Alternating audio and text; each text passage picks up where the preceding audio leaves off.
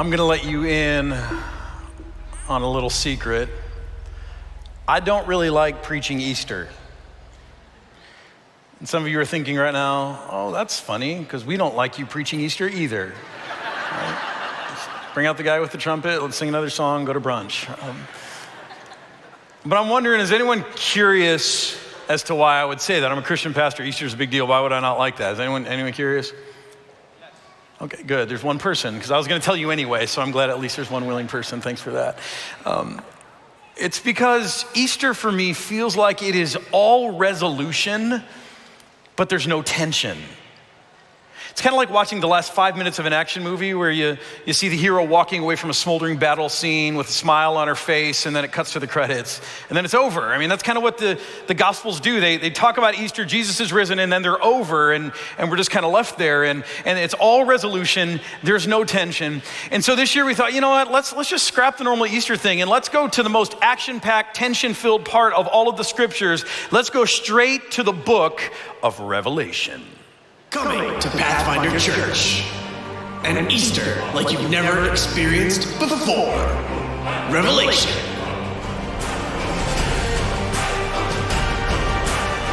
Easter will never be the same again. Who's ready for it? Now, a few of you are like, let me just put you at ease. I can see it on your faces. That's a joke.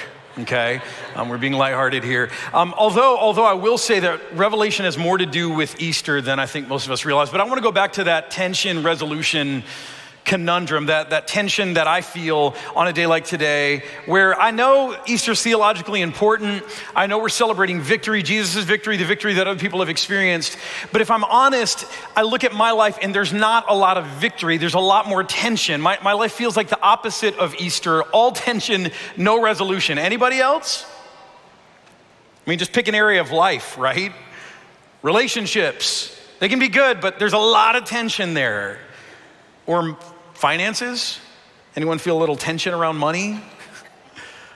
Or what about work? I mean, have you ever said this? Have you ever said, hey, just one more busy season and then I think things are gonna get easier? Never works out that way. There's always more tension, right?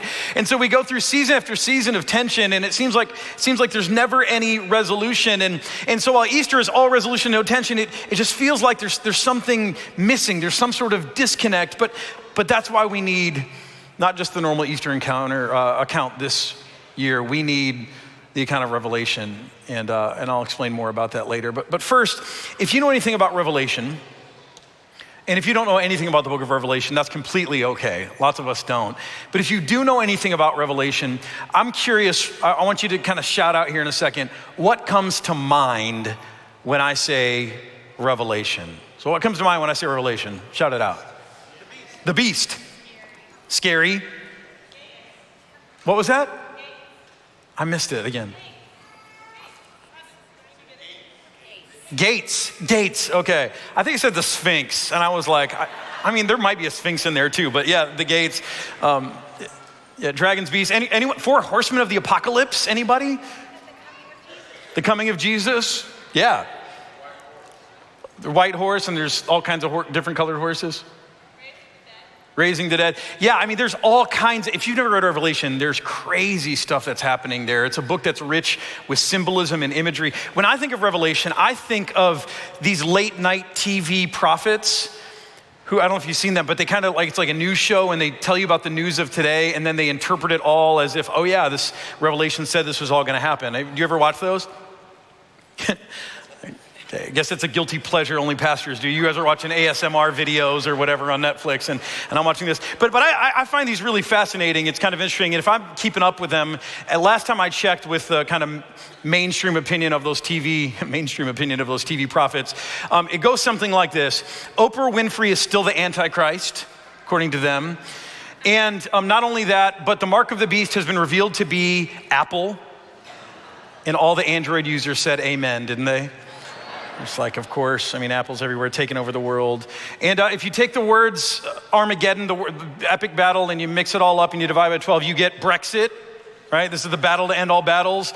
And I'm tracking pretty well, right? I mean, if you watch those, that's kind of how they talk about it. And here's the thing about Revelation. Whether you watch those prophets or not, there's all of this symbolism. There are all of these things, scary, weird stuff. And we're left wondering, what does this all mean? It's incredibly confusing. And so if you want to get a little more clarity on this book, especially as we live in a turbulent time, we encourage you to come back. I think we'll help you get a little more clarity on some of those things. But here's what I want to do today.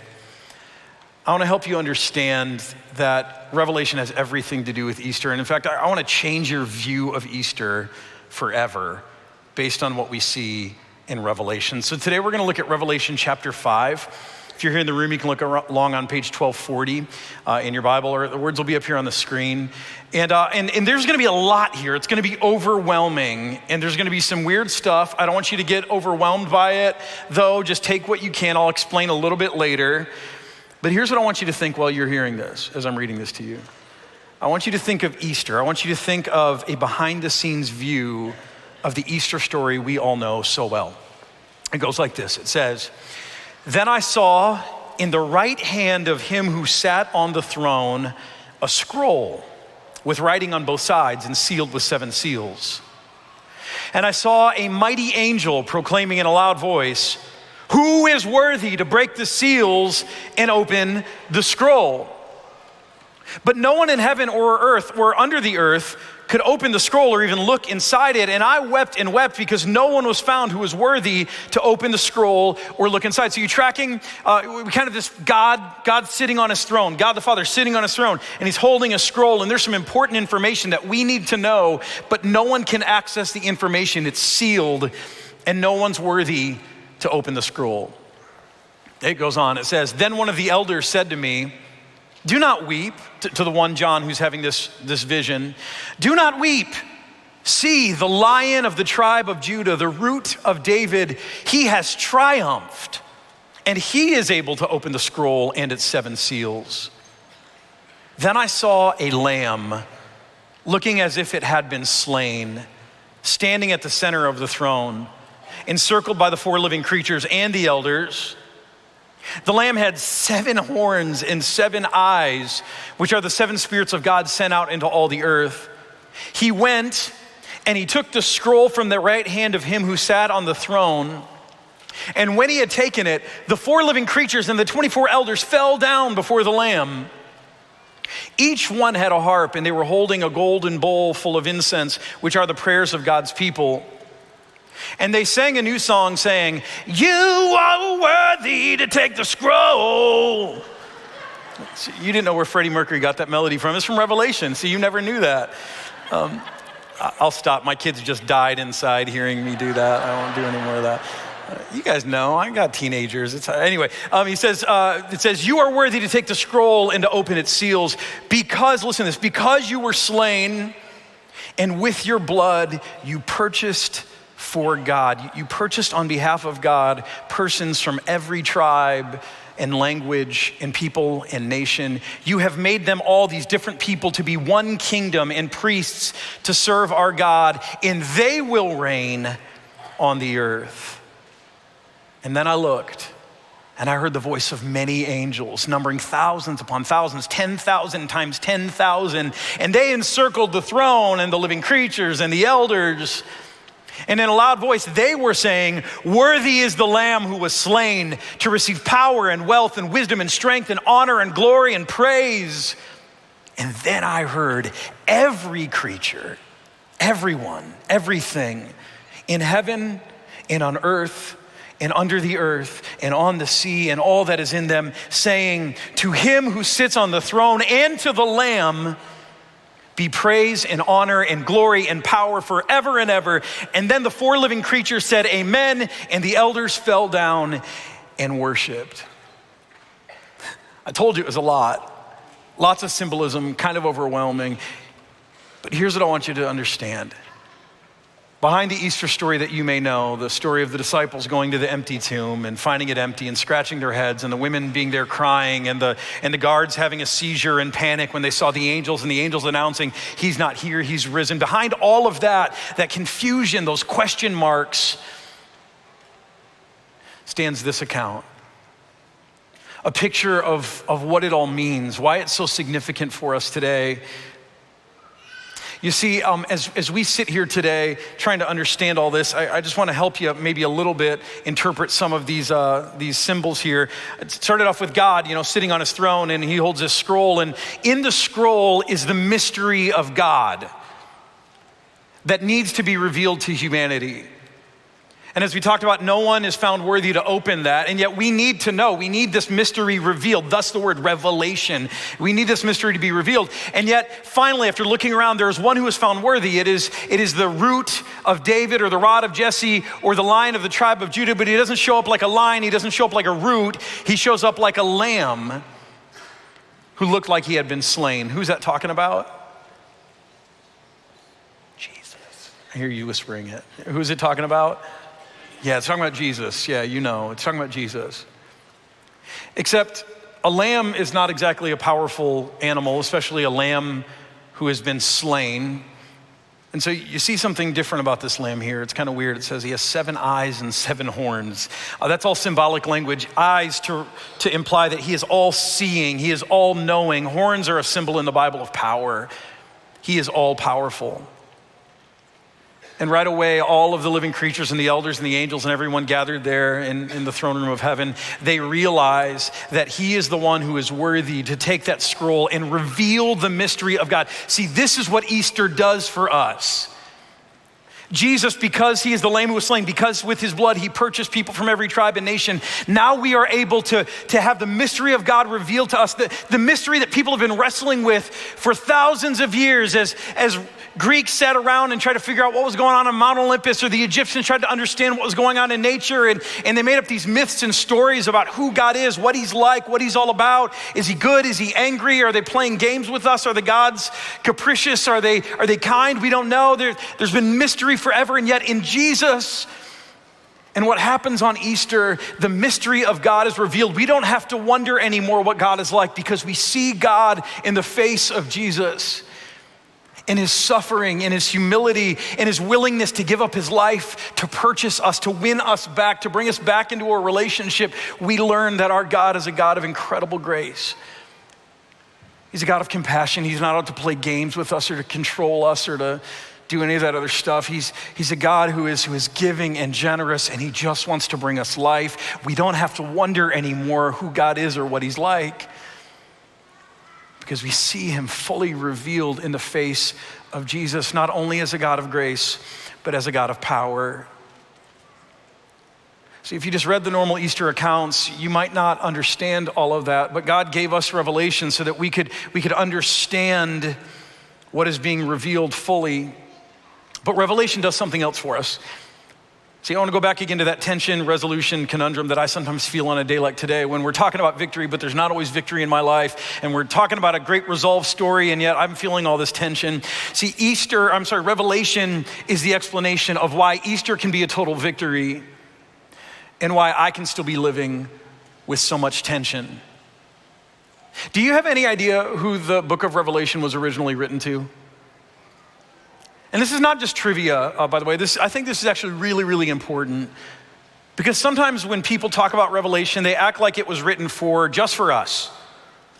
2,000 years after it was written, like it meant nothing for no one else, and now it's just our roadmap to interpret modern politics or something, which when you think about it, seems a little silly. But the book of Revelation actually says who its original audience was. The original audience for the book of Revelation were a group of churches, 7 churches to be exact, living in a place called Asia Minor. It's modern day Turkey. You can see it on the map, 7 churches. They were the recipients of this book, Revelation. And what's important about these 7 churches is that they were living in a time and in a place of incredible tension. So if you feel tension in your life, you are not alone. So were these churches. You can see some of the tension even on the map. See, here they are, and then right over here is Rome. In Rome, that's where the emperor, the Roman emperor sits, the Caesar sits. And during their time of living, just a few decades after the resurrection of Jesus, the emperor in Rome, the Caesar, was going crazy. There was a series of them actually, and more they started to try to portray themselves as a god to be worshiped. They started demanding that the whole empire worship them as gods. which is a problem if you believe Jesus is Lord, because as you're saying Jesus is Lord, the Caesar over in Rome is saying, no, Jesus is not Lord, Caesar is Lord.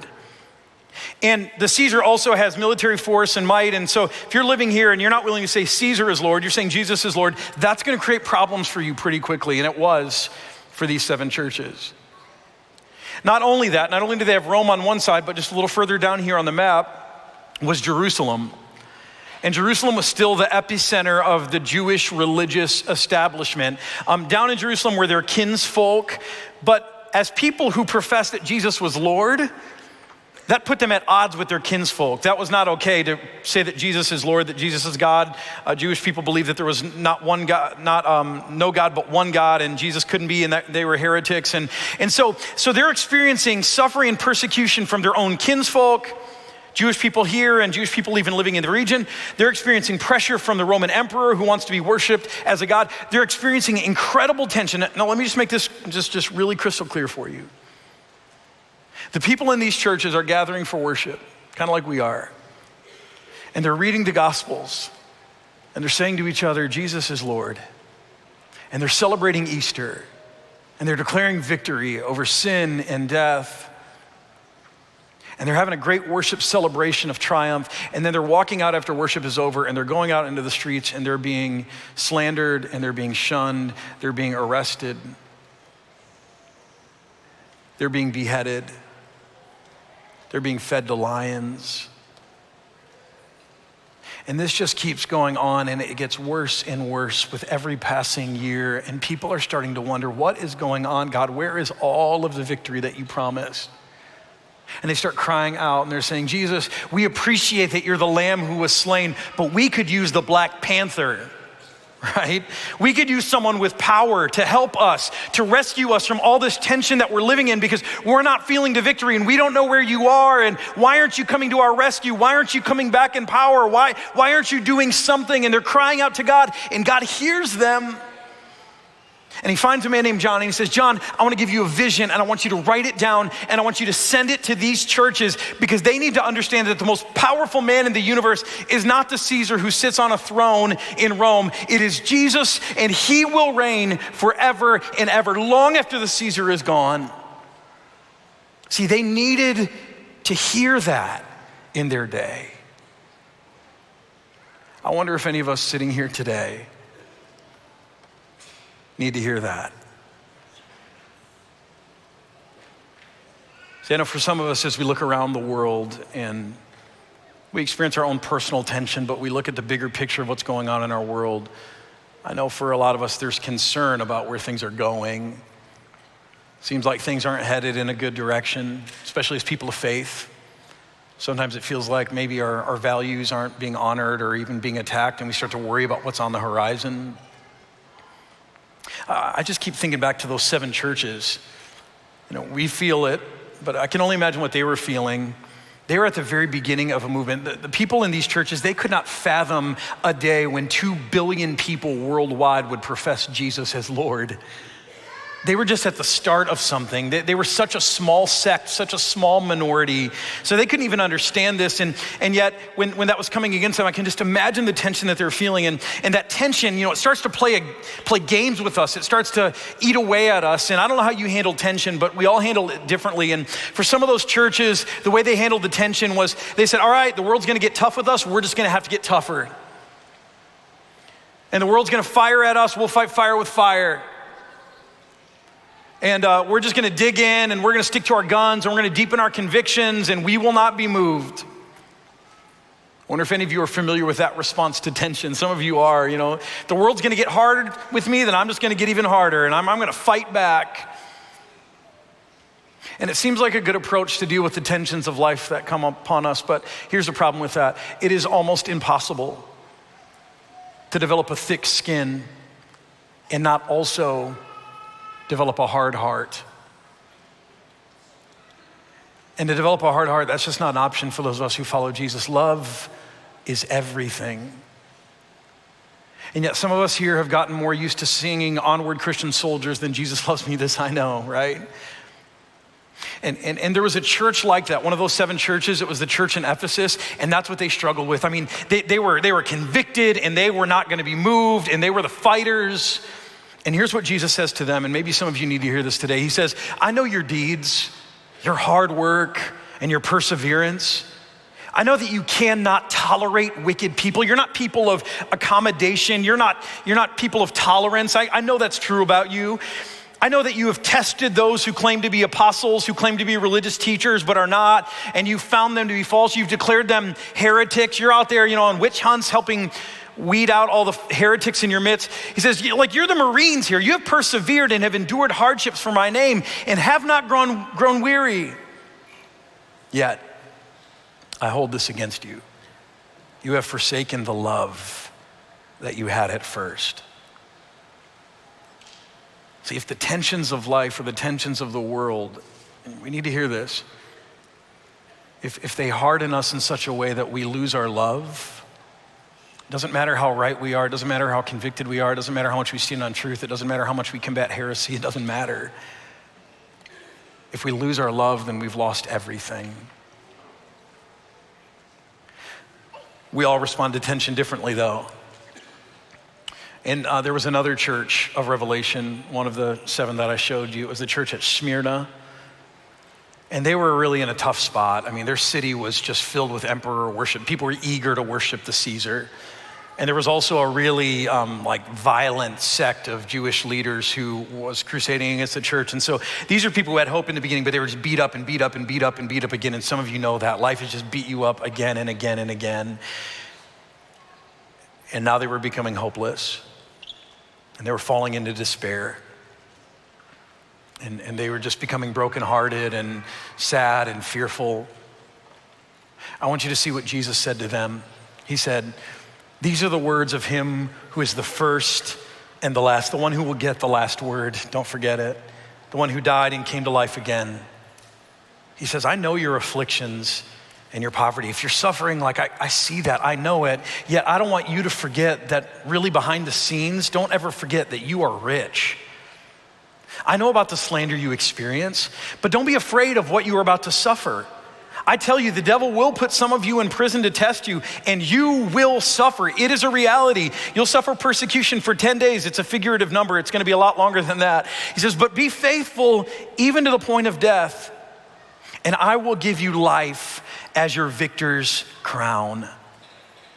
See, when you're under duress and you're feeling despair and you're losing hope, Jesus says, hey, don't let yourself fall into despair. Even when you're feeling the tension, even when you feel like you're losing, even when you're losing all the battles, you are still a champion. You will receive the victor's crown. Never doubt, don't give up.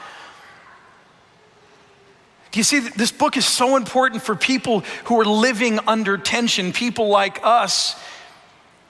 And it's telling us that if we allow the tensions of the world around us, the tensions of life to make us tough and thick-skinned, but if our hearts get hard, then that's a sign that we've lost our confidence in a God who can ultimately fight his own battles. He doesn't need us. And if we fall into despair and we fall into fear and we become overwhelmed by the evils of the world and we give up hope, then we've also lost our confidence in one who is reigning. See, this is a book that's calling us to confidence. I'd go as far as saying maybe even the confidence of Tiger Woods. I know I just lost some of you. Tiger Woods, as you know, you've heard his name before at least, even if you don't follow golf. He's had a rough few years. And in the last couple of months even, people have talked about how Tiger needs to retire. He's never gonna make a comeback. He's never gonna be any good. Well, last weekend he won the Masters, his 5th Masters, I think, of his career. And it was pretty impressive. And golf is such a mind game. That's why I don't play it. If you get in your own head or if you let someone get in your head, your game is over. And I already got enough stuff going on in here. I don't need to add to it, so I don't play golf. A month ago, not at the Masters, but a month ago at the Players' Championship, Tiger's walking out to play. And maybe you saw this. He's walking out to play, and this is what he encountered when he walked out. A guy wearing a fan, probably not his fan, wearing a t-shirt, and on his t-shirt is Tiger Woods' mug shot from when he was arrested a few years ago for driving while drunk. Now, I just want you Jesus is calling. Anyway, I just want you to, I just want you to imagine for a second what that would be like. You're walking into work on a really big day, like you've got a big presentation to make, or you're interviewing for a promotion, or maybe you're walking into school and there's a big test, make or break kind of exam that you're already taken. You're already nervous and you're trying to talk yourself up for it, and you walk in to school, you walk into work, and someone's standing there, and your moment of greatest personal embarrassment or shame is ironed onto their chest. What would that do to you? That'd get into your head, wouldn't it? And some of you may attack the person. Some of you may run the other way and just say, forget it, I'm done. And you'd react in different ways to that kind of tension. I don't know if you've seen this, but I love the way that Tiger reacts. The video's not super high quality, but maybe you'll notice how he responds in this moment. Take a look. Here we go, Tiger! Go, Tiger! Yeah, he saw that shit. Anyone see what he did? Yeah, he didn't attack the guy. He didn't run back inside and go, forget it, I'm done. He smiled. Say what you will about Tiger Woods, but that's confidence. And see, this is what I feel like God is calling us to today. He's calling us to a quiet confidence. Not an arrogance, but a quiet confidence. He's calling us to walk with a humble swagger through all of the challenges that life may throw at us, all of the tensions we may face, the conflict, the disappointments, the defeats. He's calling us to walk with a humble swagger through all of the suffering that may come, the persecution that may fall upon us. He's calling us to live with a humble swagger, knowing that he is not just a good shepherd who gave his life for his sheep, but he is also the one who holds the stars in his hands. And he is surrounded by thousands, 10,000s upon 10,000s of angels, warrior angels who are singing out his praises. And he is the one who will defeat every beast and dragon and enemy who puts himself against us. He will inevitably destroy all of those things. And not only that, not only is he the Lamb who was slain for the sins of the world so that we could be reconciled to God, but he is the one who is reigning over the universe right now today, even when we can't see it. And he's reigning for us on our behalf. See, that's why we need Easter. That's why we need this picture of Revelation, so that we can understand what it means when we say, he is risen. He is risen indeed. Hallelujah. That means he is reigning for us, and we can